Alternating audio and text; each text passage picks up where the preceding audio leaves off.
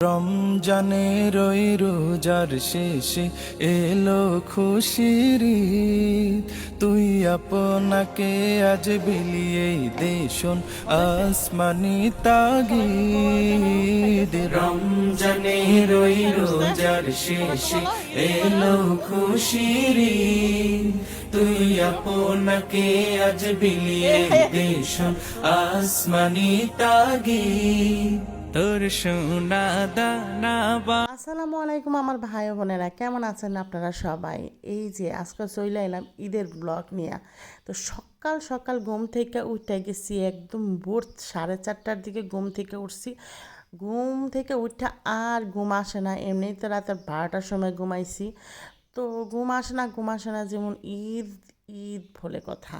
চান রাতের দিন আসলে কেউর ঘুম আসে না, কখন ওইটা রান্না করবো। আগে যেমন ভাবতাম যে কখন ওইটা নতুন নতুন জামা কাপড় পরবো।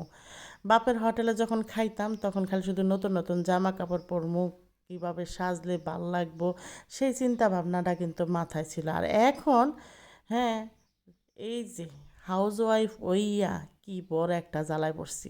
প্রথমে চিন্তা করি রান্নাঘরের দিকে। আগে মায়েরা দেখতাম সকাল সকাল ওইটাই রান্নাঘর দিকে দৌড় পারতো। আহা, তাদের স্বাধীনতা বলতে কিচ্ছু নাই, তাদের রান্নাটা হচ্ছে সবচেয়ে বড় ইম্পর্টেন্ট ছিল। যখন বলতাম যে মা সকাল সকাল গোসল করে আসেন, সুন্দর কাপড় পরে আসেন, রান্না করবা, তুমি সকাল সকাল কে লেগে রান্নাঘরে চলে আসছো। বলছি বুঝবি না, বিয়া হোক তখন বুঝবি, এখন সেন বুঝতাছি। তো যাজ্ঞা, সকাল সকালে সবাইকে জানাই ঈদ মুবারক। আর এদিক দিয়ে এই যে দেখেন বেড়ায় আমার জামাই দুবাই গেছে, দুবাই থেকে এই যে নুরমনির লেগে গোল্ডের জিনিস আনছে, সিটি গোল্ডের কিছু, এই যে পাথরের সেট। তো এগুলো দেখে আমার ভাল লাগলো। মাইয়ার তো আর বোঝে না, 3 দিয়া বুঝাই লাইলাম এইগুলো হচ্ছে ডায়মন্ডের, তুমি ডায়মন্ড পরবা। মাইয়া বড় খুশি হয়ে গেছে। মাইয়া তো ভাবতেছে বাবা আমার ডায়মন্ড গিফট করছে, ডায়মন্ডের ঘড়ি গিফট করছে, ডায়মন্ডের নেকলেস গিফট করছে, ডায়মন্ডের রিং গিফট করছে। তো এগুলো ভাইবা মাইয়া খুশিতে একদম আত্মহারা হয়ে গেছে।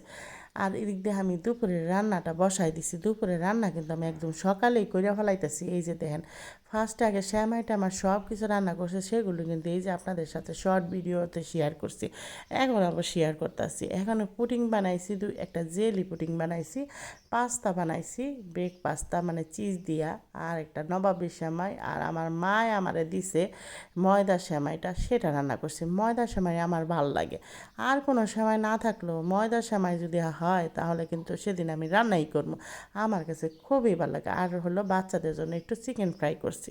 এই যে নামাজে যাওয়ার আগে যেহেতু রান্নাগুলো কমপ্লিট হয়েছিল, আমার পোলারে বললাম বাবা রে একটু খাইয়া যা, একটু মিষ্টি মুখ কইরা তারপরে নামাজে যা, নামাজের পরে তো আসবি খাবি, বন্ধু বান্ধব লইয়া খাবি, এখন একটু খাইয়া যা।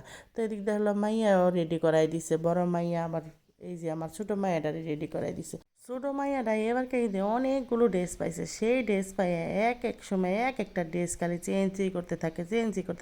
আর বড় মাইয়ারে ধমক দিয়ে বললাম আহারে আমরা সকাল সকালে হাজ্জা গুজ্জা সুন্দর করে ফিটফাট হয়ে বসেছিলাম। আমাদের যুগে যখন ঈদ আসতো বিয়ার আগে, তখন আগে কখন সাজতাম, কখন চুরি হাত ভরা পড়তাম। আর এখন তোরা কি বোরিং ফিল একটা পোলাফান সাজ্জা মেজে একটু রেডি হয়, তারপরে একটু রেডি হয়েছে, আমি আপনাদের সাথে একটু শেয়ার করছি। আর এই যে দেখেন আমার হেল্পিং ম্যান, হারে এটারও আমি একেবারে সুন্দর জাকানাকা পোশাক দিয়ে সাজায় নিছি। আর এই যে নুনমুনি আমার কুলাই সে একটু বললাম বাবা রে তুই মাথা মতো আসছাস না করে, আয় তোর একটু রেডি করাই দি।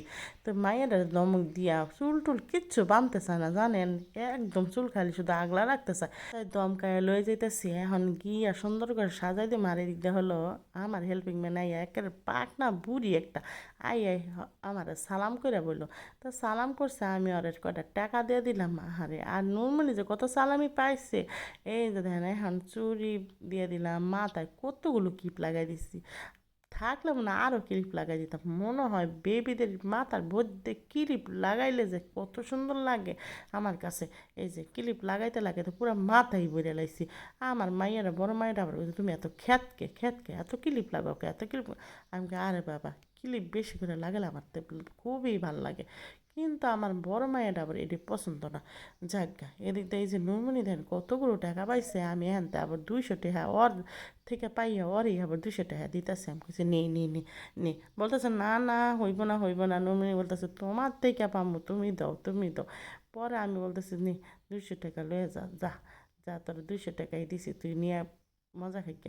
বলতেছে 200 টাকা হইব না, আমার 500 টাকা দিব। এরটুক মাইয়া 500 টাকা কি বুঝে বলো? ও সবাই বড় বড় নোট দেয়, তুমি আমার বড় বড় নোট দাও।